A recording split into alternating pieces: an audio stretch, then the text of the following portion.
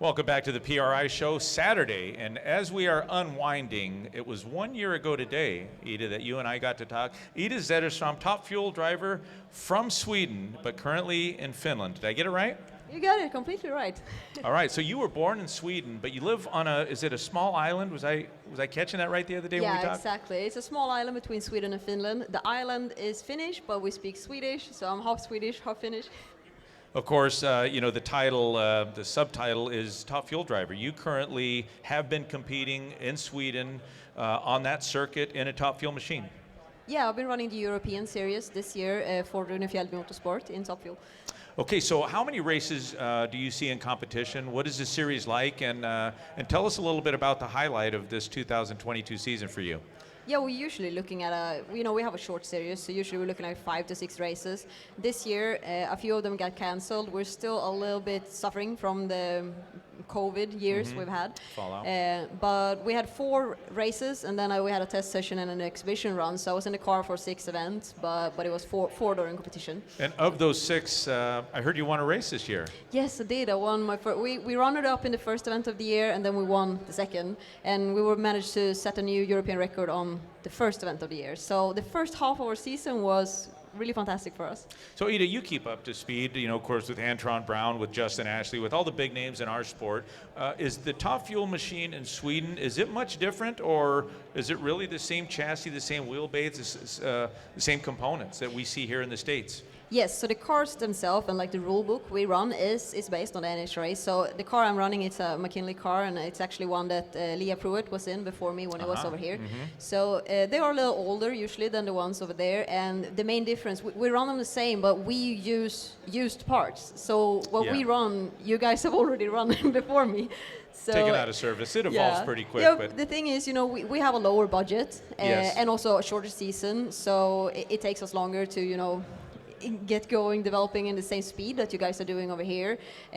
But yeah, we run the used parts. The tracks are different. I would say like track prep is the biggest difference. We don't prep really the full length. They usually prep to the 8 mile, and then it's not much more.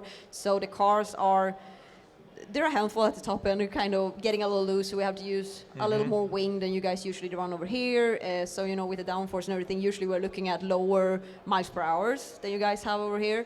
But overall, the cars themselves are the same. So how interesting would it be to take one of our drivers that are so conditioned to running down a racetrack with all the grip? How do you think they would adapt? Maybe some of the ones with not as much experience. You think they would have a handling issue negotiating a track with much less grip in Sweden? Yeah, I would say it depends on the driver and what background they have. I mean, Tommy Johnson Jr. have been there and done it before, and he has also done a lot of different tracks. And when we're looking at drivers like Clay Millican, that's also done a lot of different tracks and maybe went to the tracks that aren't NHRA track prepped, you have that experience. But I also know when I'm looking back at when I race bikes, we were in that position sometimes. The drivers over here, they thought, oh my God, you're gonna run so much quicker if we come to Europe than you guys do. And then they come there and they're like, so when is the track prep coming in? And we're like, no, this is it.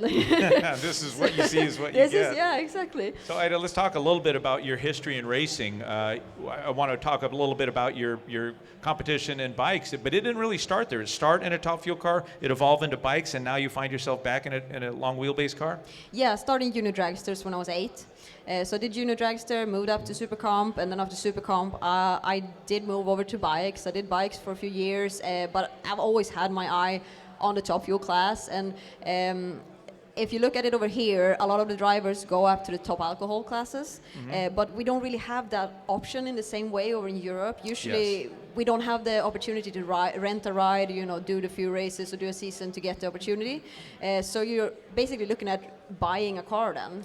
And for me, I wasn't looking into owning my own Top Fuel team. If you are looking into owning your own Top Fuel team, you could always, you buy an alcohol car, you run it in alcohol, and then you progress and you go over to Top Fuel. But for me, that wasn't looking to go in that direction. It's hard to take that step. So I did go directly to Top Fuel and start that journey there and license with Runefjeld. So. Well, there's this guy named Del Worsham that's all he ever drove was a Nitro Funny car, and he ventured off and drove some other things, but he went from working on his car to actually driving it. So the transition may not be as easy, but you have a lot of experience. You've been driving a Top Fuel car for a couple of years now.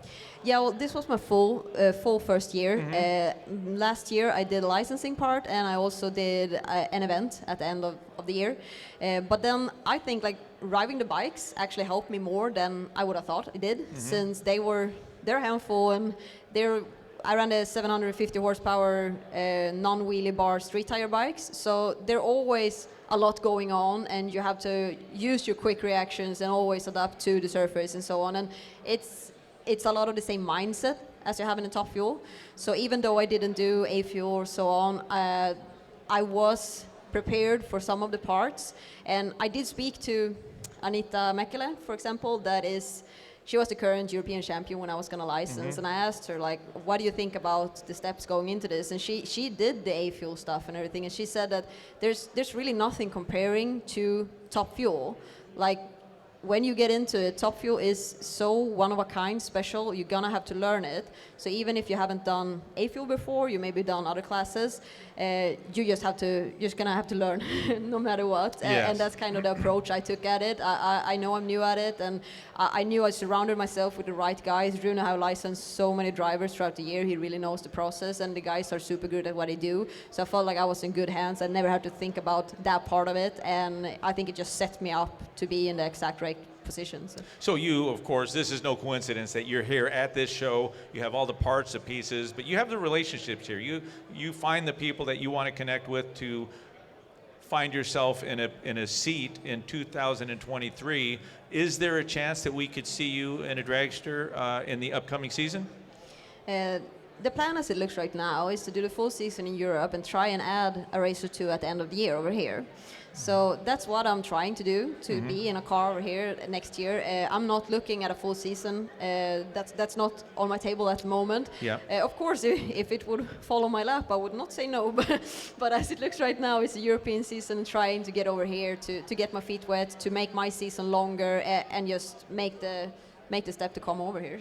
So you started in junior dragsters, you evolved onto bikes and Top Fuel. What is the most challenging thing about the business? Is it what you're trying to do now, to find the support, to find the right partners so that you can race? And we talked a little bit. You don't want to just race. You want to do it the right way, with the right team, with the right people, and you want to get in a competitive car. But what is the most challenging thing? Is it the funding?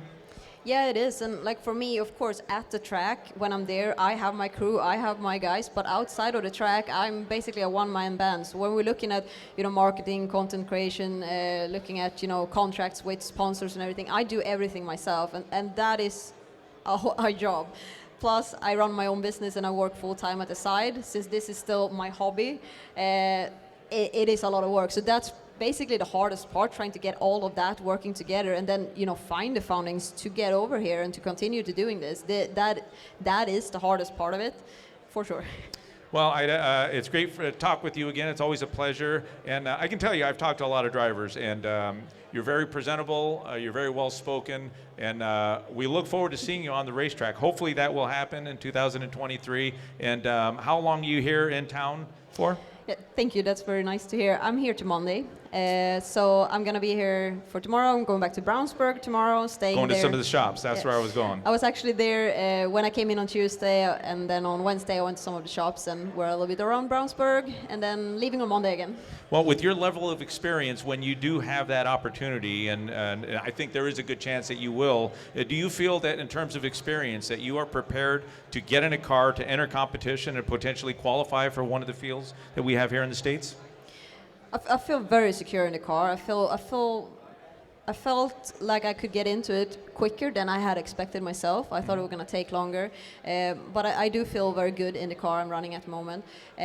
So I do feel ready to get over, and to be honest, my license in FIA is transferable to NHRA, so I don't have to do a licensing process or anything. And at what we're looking at right now, doing the European season and then trying to get over here, I will also have been a whole other season, in the car, and every time I make a pass down track, I learn something new, because that's what it's like in drag racing overall. I mean, I don't think you can find any drag racers that say that they have nothing more to learn, like they're fully taught. So I think that's what I'm trying to do, just evolve all the time and try to learn more, get better at what I'm doing. And that's also why I want to come over here and be at a stage where you can race with the best in the industry. Because the thing is, if you want to be the best, you have to be around them. Yes. I know you learn from people better than you. That's how you can step up to them. And I think I would evolve a lot quicker over here, since we're also so many more in the industry than we are in Europe. We're a really small group. Yes. Great group, but really small. Well, Ida, thanks again. Great talking with you. Appreciate you sharing some of the stories and some of the ambitions that you have. Take a good look at her. We've got a feeling that we are going to see more of Ida Zetterstrom, and safe travels back home. And we look forward to seeing you on the racetrack in 2023. Thank you. I hope so. Thanks. All right.